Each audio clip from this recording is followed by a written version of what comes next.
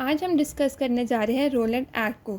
Roulette act क्या होता है, कैसे स्टार्ट हुआ था, इसके बाद सत्याग्रह मूवमेंट कैसे स्टार्ट हुआ था, क्या हुआ था, और साथ में जलियांवाला बाग ट्रेजेडी को। तो जो रोलेट एक्ट है उसका सीधा सीधा कनेक्शन है फर्स्ट वर्ल्ड वॉर, जो कि जुलाई 1914 में हुआ था। जो फर्स्ट वर्ल्ड वॉर था वो स्टार्ट हुआ था जुलाई 1914 में। इस टाइम जो थे हमारे नेशनलिस्ट, हमारे रेवोल्यूशनरी एक्टिविस्ट जो थे बहुत एक्टिव थे। इसके साथ साथ जो ब्रिटिशर्स थे वो भी बहुत ज़्यादा एक्टिव और अपनी पावर को लेके कंसर्न थे। तो इतनी राइज देखते हुए कि रेवोल्यूशनरीज जो एक्टिविस्ट हैं, नेशनलिस्ट हैं, इतना इंक्रीज़ देखते हुए उन्होंने दिमाग चलाया या सोचा कि हम इंडियन को कैसे सरप्रेस कर सकते हैं। तो उनको सरप्रेस करने के लिए उन्होंने एक एक्ट निकाला जिस एक्ट को नाम दिया गया डिफेंस ऑफ इंडियन एक्ट 1915। इस एक्ट को इमरजेंसी क्रिमिनल लॉ भी कहा गया। इसका मतलब ये था, क्रिमिनल लॉ जो इमरजेंसी क्रिमिनल लॉ है, कि जो भी पॉलिटिशियन या जो भी एक्टिविस्ट या रेवोल्यूशनरी के नाम पर टेररिज्म हो रहा था उसको रोकना। इसका ड्यूरेशन, इस एक्ट का ड्यूरेशन था जो वर्ल्ड वॉर की ड्यूरेशन थी प्लस 6 मंथ्स। जो ड्यूरेशन वर्ल्ड वॉर की थी प्लस 6 मंथ्स। जो ये फर्स्ट वर्ल्ड वॉर था ये एंड हुआ था नवंबर 1918 में। क्योंकि अब वर्ल्ड वॉर एंड होता हुआ ब्रिटिशर्स को दिख रहा था, तो ब्रिटिशर्स बहुत कंसर्न हो रहे थे कि अब हम क्या करें, क्योंकि अब इससे हमारे इंडियंस को पावर्स मिल जाएगी अपनी नेशनलिज्म या फिर रेवोल्यूशनरी एक्टिविस्ट को बढ़ाने का। तो इसलिए ब्रिटिशर्स जो थे बहुत ज़्यादा फ्राइटन हो चुके थे।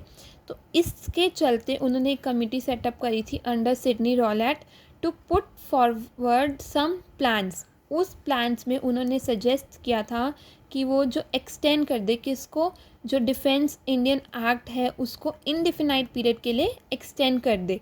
सो the indefinite extension of defence of Indian Act 1915 is known as Rowlatt act.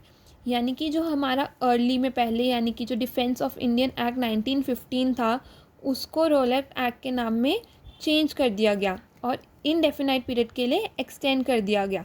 तो उसका नाम इसलिए चेंज हुआ क्योंकि ये किस कमेटी ने बताया था, जो कमेटी किसके अंदर थी, सिडनी रॉलेट के अंदर। ऑफिशियली ये जो एक्ट था रॉलेट्स एक्ट 1919, ये anarchical and revolutionary crimes act of 1919 के नाम से जाना जाता था। इसका मेन ऑब्जेक्टिव क्या था, यानी कि इस रॉलेट एक्ट का मेन ऑब्जेक्टिव क्या था? इसका मेन ऑब्जेक्टिव था कि जो भी ब्रिटिश के ख़िलाफ़ कॉन्स्पिरेसी स्टार्ट हो रही हो, यानी कि जो भी रेवोल्यूशनरी एक्टिविटीज़ ब्रिटिश के ख़िलाफ़ इंडियन स्टार्ट कर रहे हो, उसको स्टार्ट होने से पहले ही एंड कर दे। यानी कि क्या एम था? The aim of enforcing this act was to abolish, revolt and uproot conspiracy against the British from India. तो इसके चलते जो हमारा एक्ट लगा था, जो डिफेंस लॉ चेंज होकर किसमें, रॉलेट एक्ट में बना था, उससे ब्रिटिश रूल को, ब्रिटिश गवर्नमेंट को कुछ एक्स्ट्रा पावर्स मिली। जो कि फर्स्ट पावर थी empowerment police to search without warrant. यानी कि जो पुलिस थी वो किसी भी वारंट के बगैर किसी भी जगह को या किसी भी घर के अंदर सर्च कर सकती है। इसके साथ साथ पब्लिक गैदरिंग बैन हो चुकी थी, यानी कि पब्लिक गैदरिंग वाज बैन। इसका मतलब ये था कि जो भी फेस्टिवल या फिर कल्चरल फेस्ट के नाम पर गैदरिंग्स होती थी उसको बैन कर दिया गया था। Even peaceful protest was not allowed. जो पीसफुल प्रोटेस्ट होते थे वो भी अलाउड नहीं थे। तो इस सब को देखकर गवर्नमेंट, जो ब्रिटिश रूल ने रूल्स निकाले थे, इंडियंस बहुत ज़्यादा डिसहार्टेंड थे। और इस पे हम देखेंगे अब इंडियंस ने कैसे रिएक्ट किया। जो भी इंडियन मेंबर्स थे, काउंसिल मेंबर्स थे, उन्होंने क्या किया, अपनी सीट से रिज़ाइन दे दिया।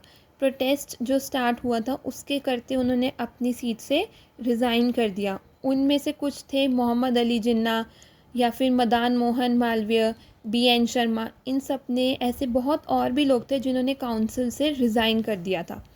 गांधी जी ने इसके चलते एक पीसफुल प्रोटेस्ट स्टार्ट किया था जिसका नाम था सत्याग्रह।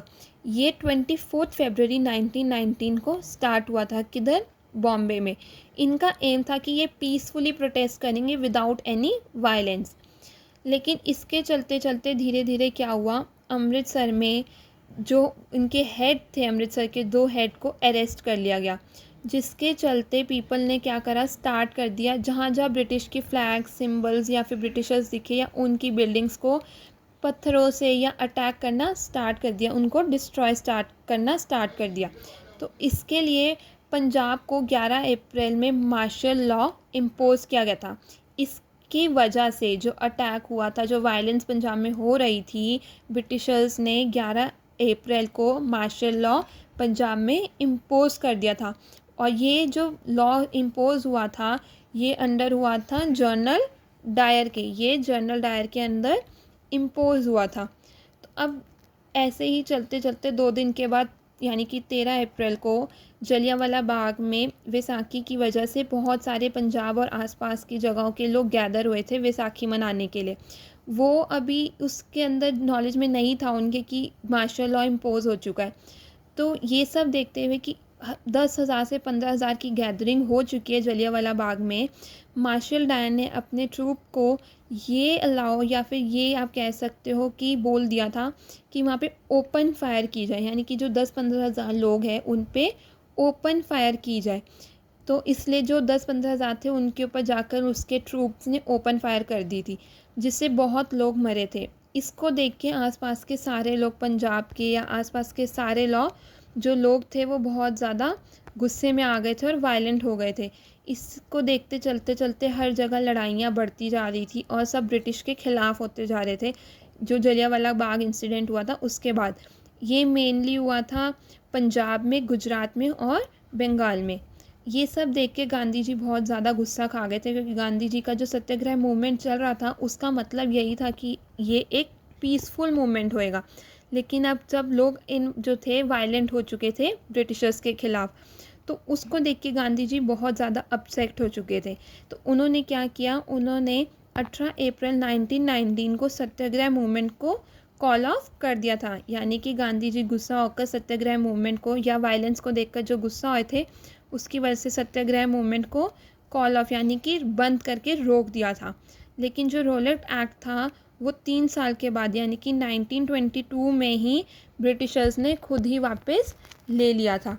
तो इससे हमें ये पता चलता है कि जो रोलेट एक्ट है वो डिफेंस ऑफ इंडियन एक्ट जो 1915 में लगा था उसी की एक्सटेंशन है। जो इनडिफिनाइट पीरियड के लिए एक्सटेंड हुआ था उसको नाम रोलेट एक्ट दिया गया था। और ये किसके अंडर था, ये था सिडनी रोलेट के अंडर।